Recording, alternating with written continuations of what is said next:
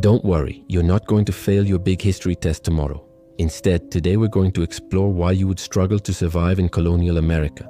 Imagine you've just stepped off the Mayflower after a grueling 66-day journey across the Atlantic Ocean.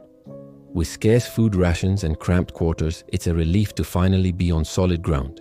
But this feeling quickly fades when you realize that the indigenous lands you've landed on belong to the Wampanoag people. The leader of the tribe, Massasoit, is watching you nervously from atop a hill. He's unsure about these pale-skinned newcomers who've come to his land with tales of disease and destruction following close behind them. Still, he extends an olive branch and teaches them how to plant corn, catch fish, and forage for local foods. This act of kindness allows the pilgrims to survive their first winter and lays the foundation for one of the most powerful nations in the world. And now here you are standing in front of your high school history class trying to explain this very event. Well, don't worry, because today we're going to help give you the historical knowledge you need to impress even the most brutal history teacher. Let's get to it. One of the biggest challenges facing early European settlers in North America was choosing where to settle.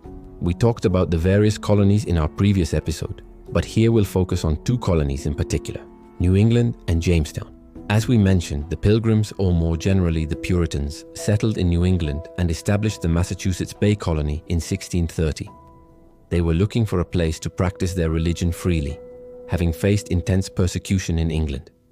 Meanwhile, across the South, the Virginia Company of London established the Virginia colony at Jamestown in 1607. They were motivated by economic opportunity, specifically the desire to find gold and other valuable resources. Now, while both colonies faced hardships during their early years, it was the settlers in Jamestown who really struggled. Part of the reason for this was the location they chose. Jamestown was situated in a swampy area near the James River, which made it difficult to grow crops and provide adequate food for the settlers. Plus, the colony was plagued by disease and attacks from local indigenous tribes. In fact, out of the 120 or so settlers who arrived in 1609, only 35 were still alive by the following Christmas. So if you had the choice between settling in New England or Jamestown, you would definitely choose New England, right?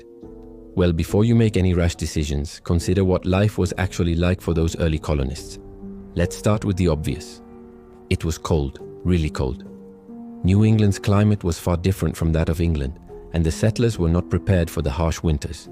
In fact, the first winter in Jamestown saw temperatures drop to 10 degrees Fahrenheit. Without proper clothing and shelter, many settlers froze to death. And don't think you could have just snuggled up next to a fire and stayed warm either. Because in New England, fires were dangerous, especially during the winter. In 1626, a fire broke out in Boston and destroyed 1/4 of the town.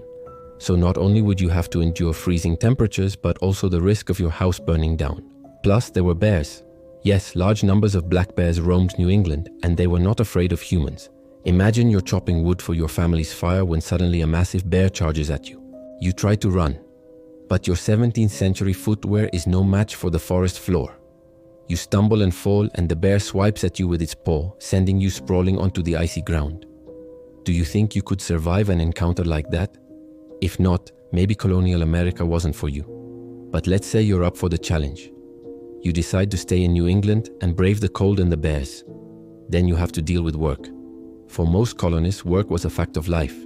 Even children had chores such as gathering firewood or cleaning animal pens. And don't forget about the work required to maintain your house. Colonial houses were typically made of wood and required regular maintenance to prevent them from falling apart. Also, if you were a colonist in New England, there was a good chance you farmed. Agriculture was a backbone of the colonial economy, and most families grew their own food. But farming in New England was not easy. The rocky soil and cold climate made it difficult to grow cash crops such as tobacco. And then there were the pesky weeds. If you thought dandelions were bad, try dealing with Canada thistle. These thorny plants grew in dense patches that could easily ruin a colonist's day. But despite these challenges, farming was necessary for survival. So if you didn't enjoy hard work, colonial America would have been a tough place to live. The threat of war loomed over colonial America, and it wasn't just the indigenous tribes that posed a danger. England and France were engaged in a global conflict known as the 7 Years' War, and the colonies became a battleground. French and Indian forces attacked British forts and settlements, and it was common for colonists to live in fear of attack. Men, women, and children participated in militia training to prepare for the possibility of conflict. So if you were someone who couldn't handle the stress of war, colonial America probably wouldn't have been the ideal place for you. Religion also played a significant role in colonial life. In New England, Puritanism was a way of life. The Puritans believed in a strict code of conduct and set high standards for their community. They frowned upon things such as dancing, card playing, and even wearing certain types of clothing, and if you were accused of breaking these rules, you could face severe punishment. For example, in 1644, a man named John Wheelwright was fined for cutting down a tree in the town common without permission. Imagine being fined for accidentally clipping a tree branch with your lawnmower. That's how ridiculous some of these rules were. Now, obviously, this type of lifestyle would not have appealed to everyone, and those seeking religious freedom likely would have found it stifling. And then there were the taxes. The British government imposed a variety of taxes on the colonies, and the revenue generated from these taxes was used to support the military and other government activities. The most common taxes included the Stamp Act, which required colonists to pay a fee for certain legal documents, and the Tea Act, which imposed a tax on tea imported to the colonies. These taxes were unpopular among the colonists, who felt that they were being taxed without representation in Parliament. So if you were someone who didn't like paying taxes, you would have hated living in colonial America. Finally, let's discuss entertainment, or lack thereof. Life in the colonies was hard and there wasn't much time for leisure activities. However, when the opportunity did arise, colonists enjoyed a variety of pastimes such as attending theatre performances, participating in horse races and playing sports such as cricket and football. But perhaps the most popular form of entertainment was attending an execution. Public executions were common in colonial America, and people of all ages attended these events. Executions were carried out for a variety of crimes, including murder, arson, and witchcraft. So if you were someone who couldn't stomach the sight of an execution, you would have had a tough time being entertained in colonial America. So after considering all these factors, we're willing to bet that most of you would not survive in colonial America. Whether it's the cold climate, limited entertainment options, or pesky taxes, there's a lot that would challenge your ability to thrive in this time period.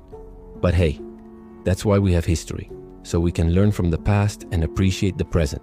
And if you want to learn more about colonial America, check out our series where we cover everything from the American Revolution to the Civil War. And if you're still awake, give us a thumbs up and subscribe to our channel. After all, we bring you new videos every Friday and occasionally a Wednesday.